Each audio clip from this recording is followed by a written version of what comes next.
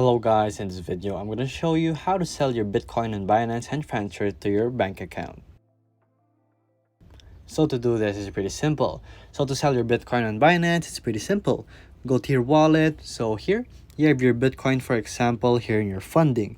So all you have to do is actually go to your P2P.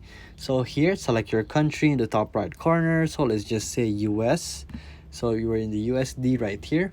So here in your Binance wallet in P2P, all you have to do is select the bank account. So basically, let's say you have a local bank that you want to transfer it to. So just press sell right here and then go to your payment. Here you will have a list of all the banks that you want. So let's say your Binance is connected to your bank account, so you just want to do bank transfer, but there are a lot of options right here that you can choose from, of course. So let's just do bank transfer for now, and it will filter out all of it. So here you can sell your Bitcoin, of course, at certain prices for different sellers. So here you want to enter the quantity. So let's do 100 USDT right here. So just for example, okay, so you can actually select your Bitcoin instead of USDT, and then your payment method. So you want to do bank transfer. So there you go.